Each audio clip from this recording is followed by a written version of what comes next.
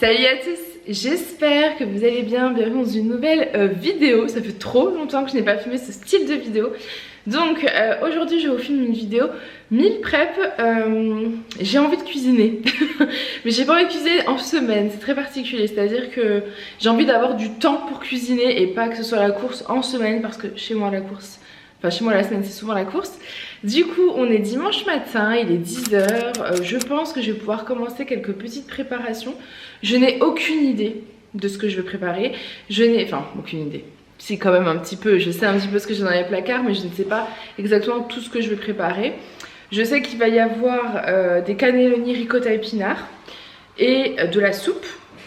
Et peut-être normalement des escalopes de poulet aux champignons avec de la crème et du riz.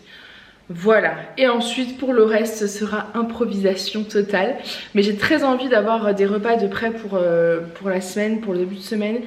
Le début de semaine c'est toujours un peu la course, en plus le lundi c'est colis, donc c'est toujours un peu la folie de midi. Le soir Julien a foot, donc à 18 h je suis seule avec les petits, donc il faut recuisiner après une journée où ça a été colis, compta, etc.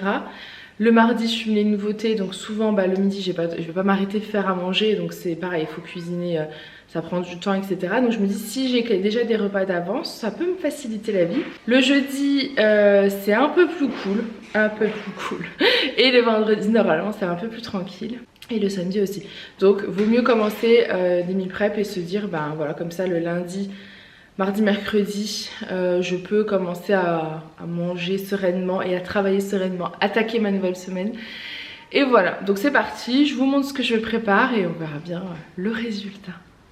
On va commencer avec la première recette. On va faire une soupe de poireaux, pommes de terre, carottes, oignons. Donc j'ai pris des carottes, mais il y aura aussi des carottes pour une prochaine recette. Donc voilà, j'ai un peu partagé. Donc les carottes qui sont là, pommes de terre, oignons, poireaux. Déjà on va tout éplucher. Comment ça, Berk? En soupe c'est super bon. S'il y a des bonnes graines de courge par dessus, là on va se régaler.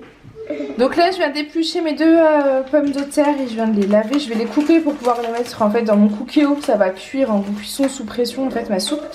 Et en parallèle je vais donner 2 boîtes de champignons aux enfants parce qu'ils ont envie de m'aider. Donc ils vont me les éplucher pour pouvoir faire les escalopes de poulet champignons. Julien a acheté ce matin à la boucherie des bonnes escalopes, donc voilà, je vais montrer aux enfants comment éplucher. J'avais dit à Julien, si tu peux, prends des gros champignons, c'est plus facile. Parce que comme ça, il y a moins de travail entre guillemets. Et j'espère qu'ils vont réussir, mais je ne doute pas. Et du coup, je vous montrerai le résultat. Ensuite, du coup, j'ai épluché mon oignon. Je vais le couper en 4 pour le mettre à cuire. Bon, j'ai enlevé les champignons aux enfants, c'est trop compliqué. Je vais me laisser cette tâche. Je leur ai dit qu'on ferait un petit gâteau ensemble après. Hop. Et je vais faire pareil avec mes poireaux. J'en ai 4, donc je vais les mettre les 4, je pense. De toute façon, il faut que je les fasse. J'hésite à en garder pour d'autres recettes, mais j'ai rien prévu d'autre qui pourrait aller avec les poireaux. Du coup, je pense que ouais, je vais passer les 4 poireaux, donc je vais couper, les laver et les éplucher.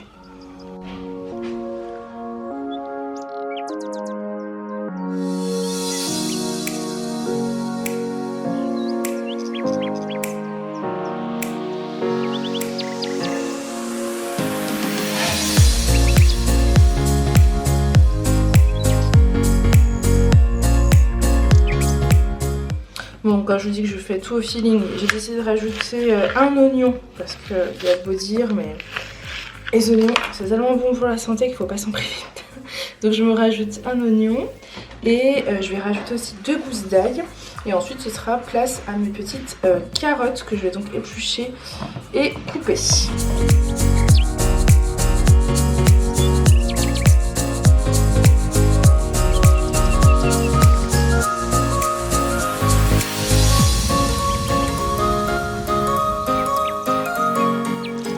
Hop, c'est parti, je vais éplucher tout ça et par la magie du montage ils seront déjà épluchés. Hop, et voilà, du coup les carottes sont épluchées. Je vais les couper en 2 voire 3 et je les mets dans mon cookéo. Je rajoute de l'eau, un bouillon de légumes et je vous montre avant de mettre en cuisson sous pression. Donc voilà, là ça va partir en cuisson sous pression, donc c'est le cookio, après vous faites à l'œil, enfin moi je fais beaucoup à l'œil. Je vais mettre 20 minutes à peu près. Et ensuite j'aurai plus qu'à mixer en fait avec mon mixeur, enfin mon blender. Et ce sera une soupe qui sera délicieuse pour les soirées, avec une part de quiche, de tarte ou autre.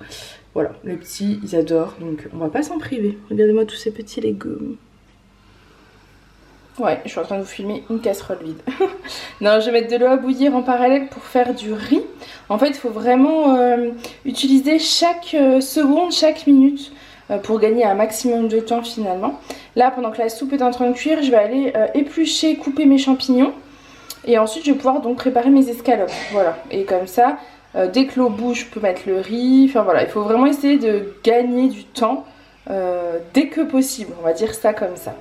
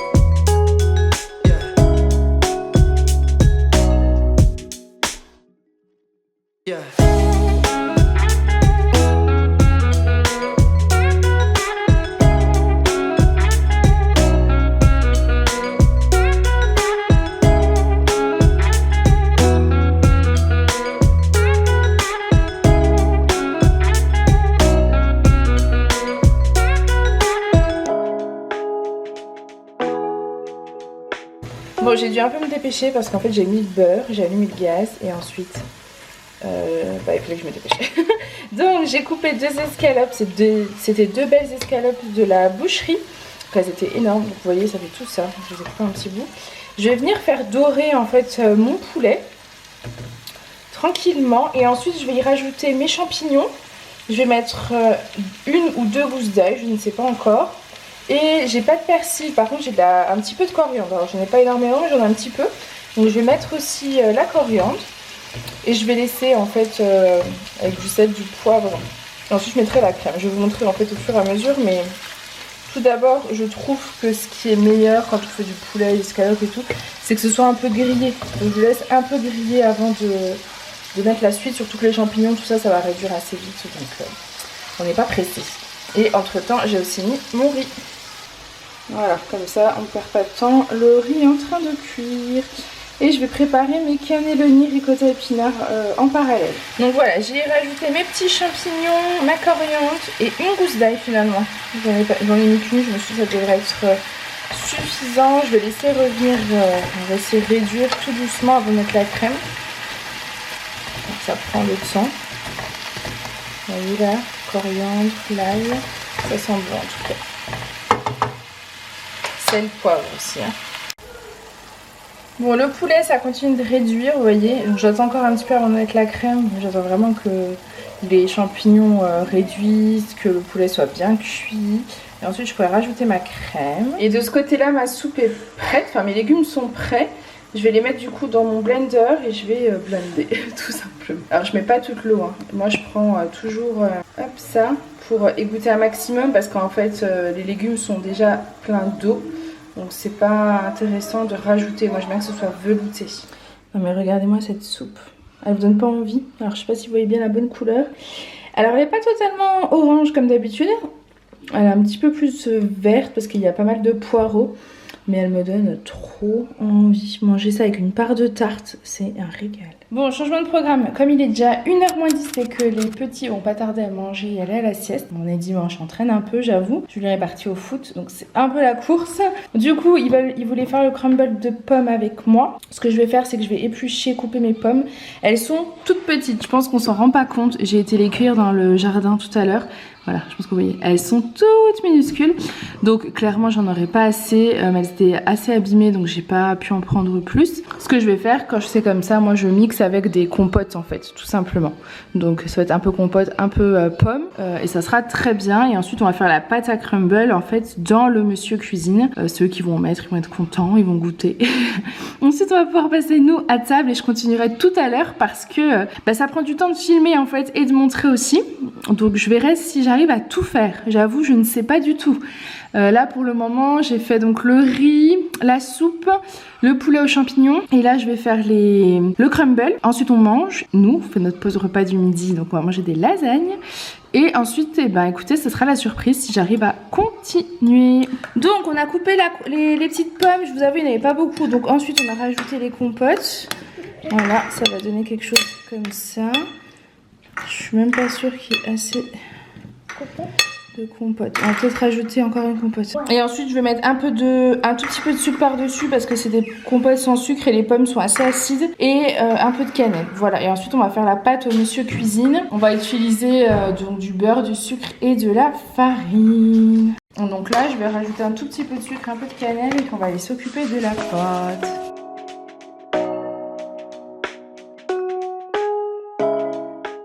Donc voilà pour la pâte. Donc on a mis, nous on a doublé les doses, mais la recette initiale au monsieur cuisine sur le site de Cookomix en fait, c'est 80 g de sucre, 150 g de farine et 100 g de beurre. Voilà. Ensuite vous mélangez tout ça et vous mettez sur votre crumble au four. Donc voilà, je vous montre notre petite pâte. Alors attendez, il faut que la pâte normalement ça soit un peu comme du sable en fait.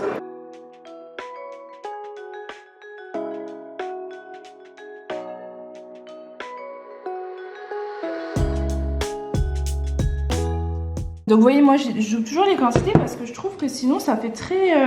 La pâte, il n'y en a pas beaucoup en fait. Et en fait, c'est ce qu'on préfère.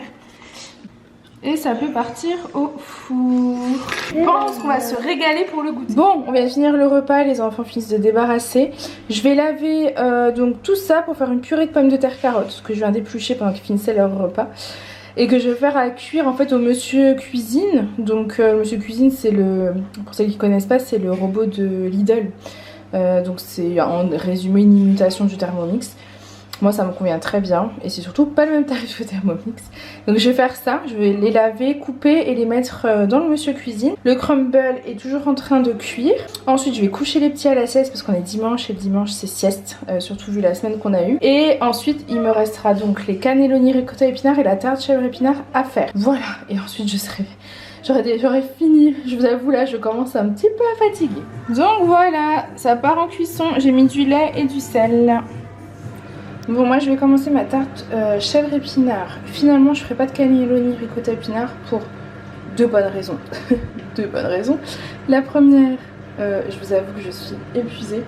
Je sais pas depuis quand, j'ai l'impression que ça fait presque 4 heures que je suis dessus, mais en fait comme je filme, je fais des pauses avec les enfants, etc. Bah voilà. Et aussi parce qu'en fait, pour faire mes cannellini ricotta épinards, moi je prends des épinards en branches ou hachés, mais en boîte. Et en fait Julien il n'en a pas trouvé, ce qui fait que c'est des épinards surgelés, donc à la crème, qui sont là.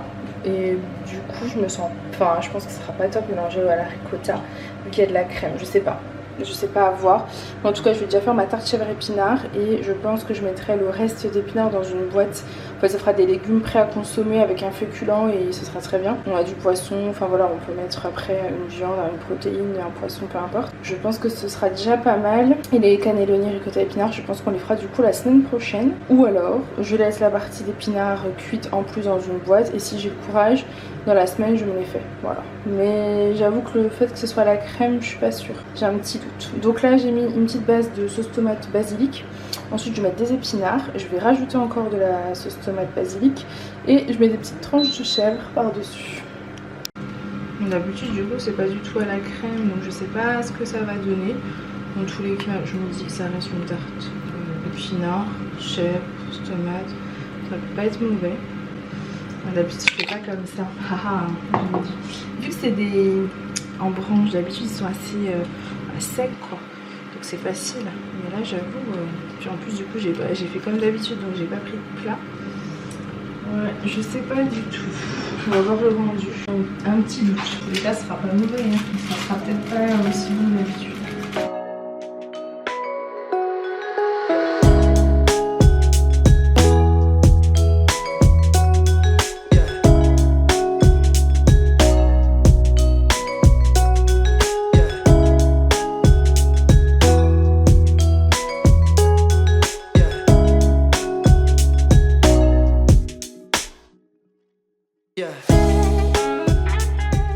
Je vais retrousser mes manches. Non, je vais retrousser un peu les bords pour pas qu'il y en ait partout après. Vous voyez, une part de tarte comme ça avec un bol de soupe qu'on a fait tout à l'heure. Vous avez un repas au top du top. Hop. Bon, j'espère que ça ne va pas couler de partout. En tout cas, c'est prêt à enfourner. Bon, moi je vous reprends, il est 3h moins 10 et les petits dorment. Du coup, pour ma purée de pommes de terre carottes, ce que j'ai décidé de faire, c'est qu'au lieu de la mixer, je l'ai fait recuire un peu plus longtemps pour qu'elle se mixe en fait tout seul pour éviter de les réveiller. En espérant qu'ils dorment, parce que de temps en temps, j'entends des petits bruyants. Je ne sais pas. On verra. Donc du coup, je monte le rendu. Donc voilà le rendu de ma purée de pommes de terre carottes. Donc là il n'y a rien du tout, je vais mettre un peu de beurre et ça accompagnera divinement bien nos repas de la semaine. Vous voyez, avec un petit poisson, une petite viande, enfin ce sera parfait. J'adore la purée de pommes de terre carottes, c'est quelque chose vraiment que j'adore et que maman me faisait. Alors nous fait plus parce que maintenant elle nous fait plus ça, mais nous faisait quand on était petits. Aujourd'hui elle fait des repas qu'on profite de manger chez maman quoi. Bon, ça y est, j'ai enfin terminé tous les petits plats. Donc des épinards, les épinards franchement c'est très simple parce que c'est déjà préparé, mais ça nous gagne énormément de temps dans la semaine en fait d'avoir des épinards déjà cuits. Vous mettez ça avec un peu de féculents et une protéine et c'est parfait. Donc faut pas s'en priver, ça passe par ça aussi de se faciliter la vie au quotidien, c'est de se faire des petites préparations rapides. Le crumble, je peux vous dire qu'on va s'empresser de le déguster au goûter. Les enfants, après leur sieste, auront droit à une bonne petite part de crumble. Le poulet champignon, alors ça, c'est délicieux. J'ai goûté tout à l'heure pour vérifier l'assaisonnement, c'est vraiment délicieux. Vous voyez, petit poulet à la crème avec un peu de riz, ce sera parfait. Donc le riz en plus, voilà, est déjà cuit. Donc ça, honnêtement, ça vous fait gagner énormément de temps. La tarte chèvre épinard est magnifique. Elle donne vraiment envie, pareil. Une petite part de tarte chèvre épinard avec un bol de soupe pour le soir, c'est parfait. Et la purée de pommes de terre carottes. Alors elle va être mangée avec du poisson. J'ai du filet meunière au frigo. Je vais pas le cuire maintenant parce que j'ai pas énormément non plus de place dans le frigo. Donc on va éviter de devoir le mettre dans une boîte, on va dire ça comme ça. Mais vous voyez la purée comme elle est trop belle. Elle est très très bonne. Voilà. Donc voilà pour ce petit meal prep. Et ben je peux vous dire que ça fait plaisir, cette satisfaction d'avoir terminé ces petits repas de la semaine. Bon, cette vidéo meal prep est terminée. Je crois que j'ai commencé vers 10h30, il est 3h de l'après-midi. Mais j'ai pas passé tout 5 heures en cuisine non plus. Il y a eu la pause repas. Là, je viens de me poser une demi-heure, boire un café pour souffler un peu. Donc voilà, mais par contre, je pense que j'en ai eu pour plus de 2 heures. Parce que je filmais, sinon c'est pas aussi long. Et si vous êtes bien organisé, ça peut aller très très vite. Et moi, ça faisait super longtemps que j'avais pas pris le temps de faire de meal prep. Donc j'étais un peu perdue dans mes cuissons, mes préparations, etc. Après, quand vous avez l'habitude, vous savez par quoi commencer. Et c'est différent. Donc voilà, mais en tout cas je suis trop contente parce que ça va nous enlever un poids pour les premiers jours de la semaine et ça c'est vraiment trop bien. Donc j'espère que cette petite vidéo meal prep vous aura plu. N'hésitez pas à me donner vos idées recettes, ça peut me donner des idées à moi aussi. N'hésitez pas à liker, à partager, à vous abonner à cette vidéo, à vous abonner à la chaîne et à aimer cette vidéo. Moi je vous fais plein de gros bisous et je vous dis à très vite. Bye.